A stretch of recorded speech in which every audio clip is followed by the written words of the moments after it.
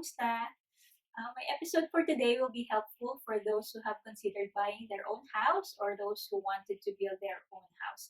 So it's been a year since we've purchased our first house here in Australia.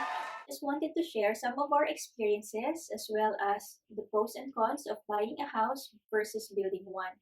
So nung time na naghahanap kami ng bahay, most of our Filipino friends have built their own houses and meron lang kaming kakilalang isang couple na bumili ng built na house na. They were one of the resource persons who helped answer our questions about buying a built house. So just to give you a little background, since we arrived here in Australia in 2015, we have been renting our house. First, we had a share house with fellow international students, and after 6 months, we decided to rent our own apartment. So after our lease ended, we moved to another rental property. And then after our lease ended, we moved to another rental property. So medyo nakakapagod yung palipat-lipat ng bahay. So when we moved in 2018, we decided na dun muna kami magstay until we build our own house or we purchase one. Actually, hindi namin naisip mag-purchase. We were planning to build our house.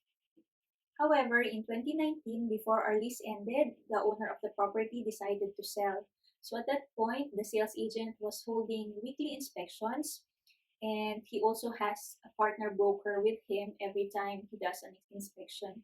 So we had the opportunity na kausapin sila and tanungin about the process of buying a house, and they were very helpful naman. And the broker, actually, he was also the one na kinuha namin broker, and he assisted us on getting our loan approved. So the house was auctioned in late July 2019. Luckily, we were able to find a house that we like within our budget and also in the location that we wanted. It was sold off the plan. It was 80% completed and there were no major delays. So we signed a contract on August 6th and we were able to move in on September 30, which was before kami maging homeless at mapalayas sa tinitira namin bahay. Now let's go to the pros and cons. So sa pros muna tayo. Number one, established community. So when you buy a built house in an established community, it means that there are already amenities nearby, like a shopping center, a train station, or a bus route. You don't have to wait for years for them to be constructed. Number two, you get to settle faster. This means that you can move in 30, 45, or 60 days rather than waiting for years and paying both your rent and the mortgage. And also, there are no major delays. Number three, you still get first homeowner grant. So this would depend if you satisfy all criteria.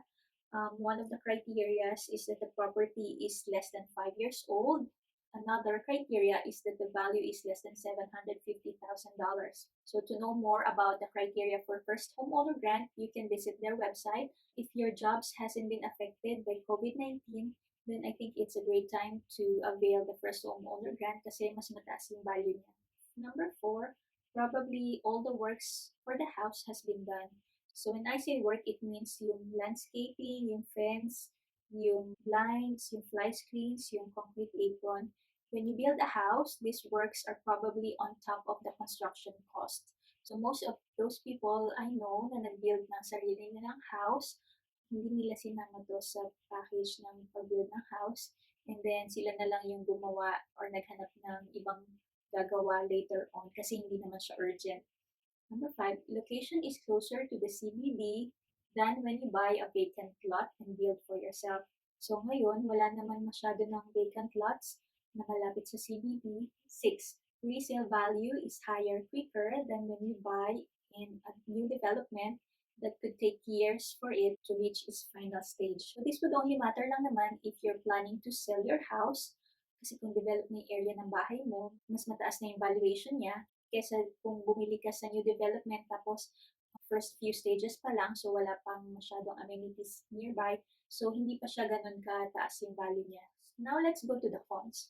Number one, depending on the age of the property, there may be damages or wear and tear. So my advice would be if you're buying an older property, make sure to bring a professional inspector para ma-assess kung ano yung damage sa bahay and ano yung mga repairs na kinakailangan. Number two, the price is higher since it's move-in ready.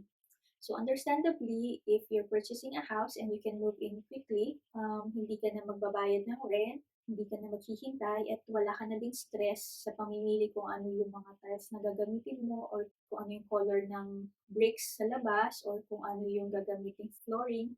So this can lessen your stress and you can also save your time. That's why mas malaki yung price nila. Number three, you don't have a choice in the floor plan or the layout. Kung plan mong bumili ng built na bahay, piliin mo na yung gusto mong floor plan. Marami namang available na houses for sale at makakapili ka ng talagang gusto mo. Number four, standard or basic fittings. So this will come in naman with your budget. So if your budget is on the higher side, maraming bahay na upgraded na yung mga fixtures nila. Number five, additional cost of renovations or repairs. So I think this is one of the most important thing to consider when you're buying a completed house, lalo na kung older yung house. You should look at kung magkano yung magagastos mo. This would help you in making your decision. Buying a house is a very important decision and would depend on a person's individual circumstance. And one of my advice would be to create a list and then put down your wants and needs, your budget, of course, and your time frame. And also, if you're buying a house for an investment or if you're looking for a forever home. So, hopefully, this list will help you in your decision. And also, I hope I was able to help you out with this video. And if you like this video, please hit subscribe and I'll see you on my next episode. Thank you. Bye.